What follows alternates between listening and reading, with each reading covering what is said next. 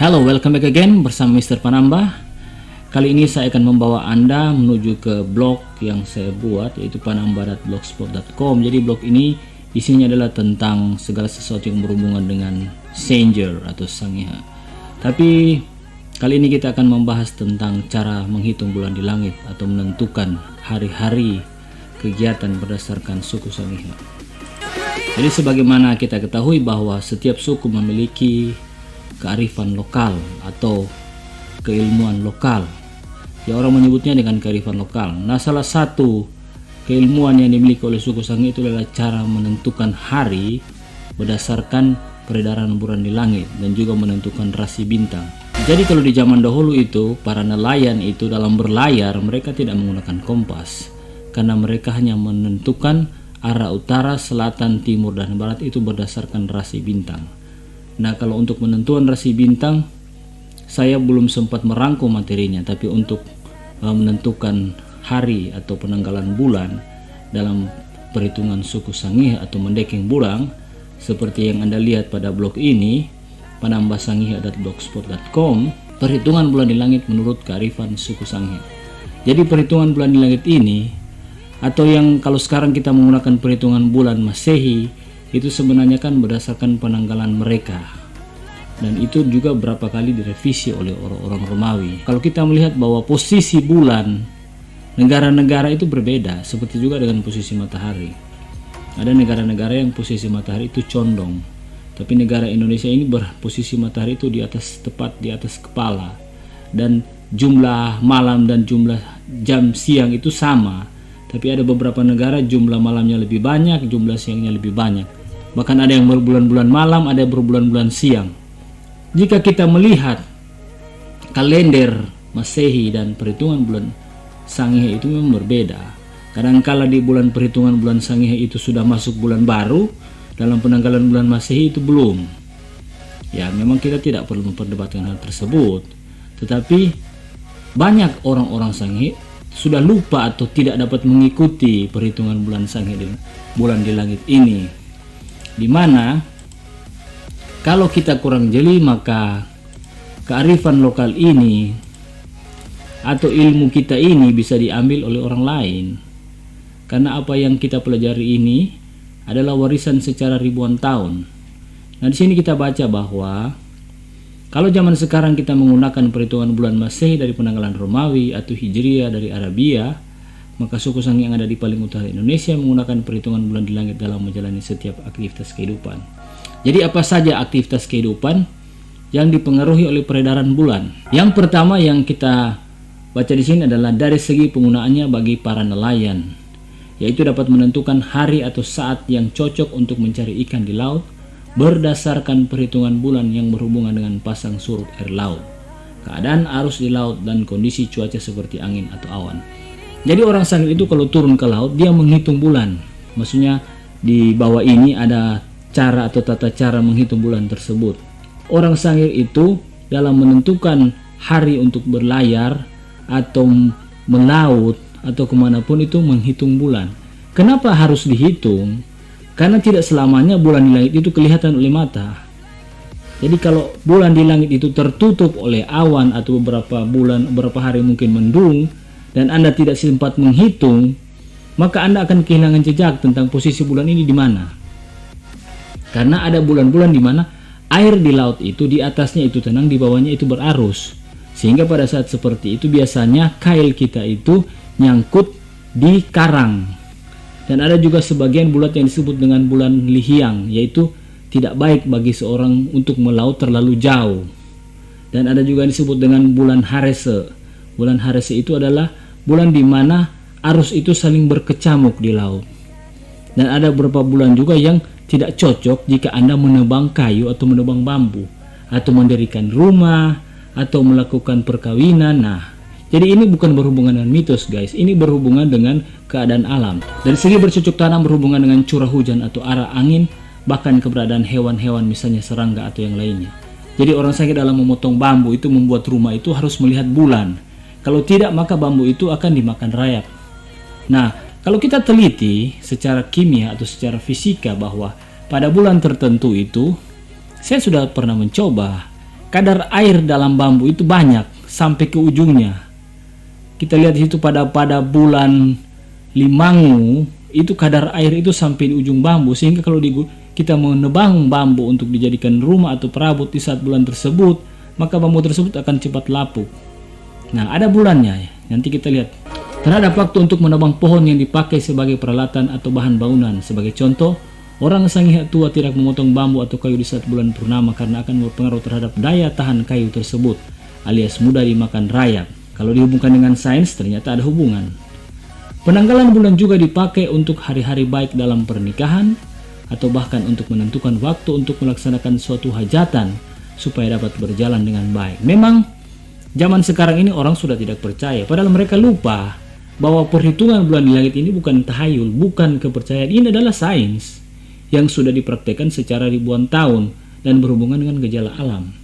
Jadi kalau Anda melihat di wilayah Kabupaten Kepulauan Sangihe waktu lalu itu terjadi pasang yang sangat tinggi, itu bertepatan dengan Limanggu Wasa.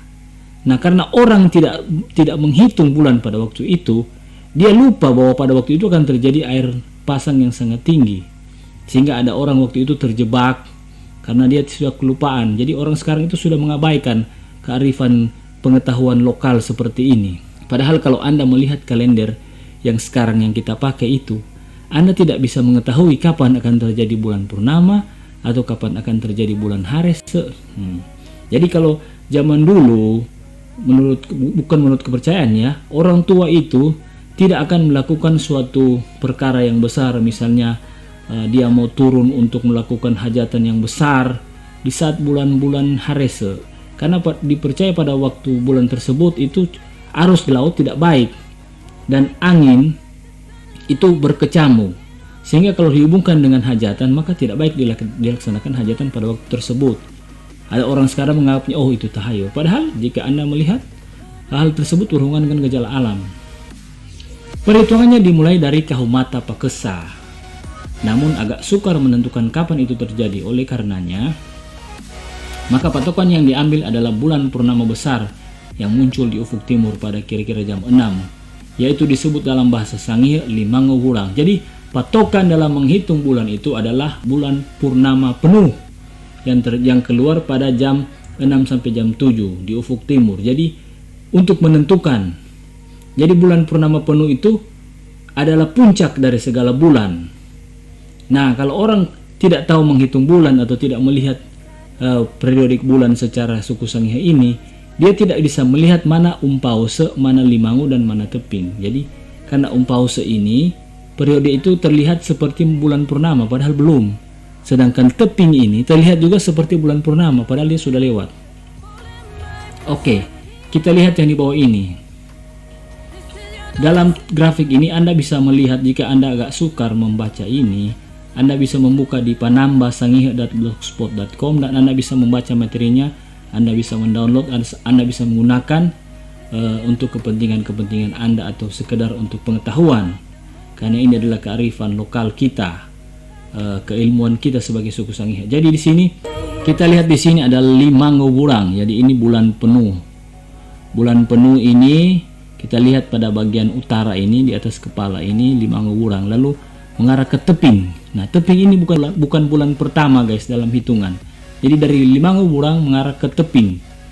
Teping ini istilahnya periode fase transisi dari bulan purnama penuh sampai ke bulan pertama. Nah, nanti setelah Teping barulah kita masuk pada Sai Pakesa, Sai Karwane, Sai Katelune. Nah, yang disebut dengan Sai Pakesa inilah waktu yang cocok bagi orang-orang ini untuk menanam pada bulan-bulan Mei atau bulan Juni, pada bulan Sai Pakesa.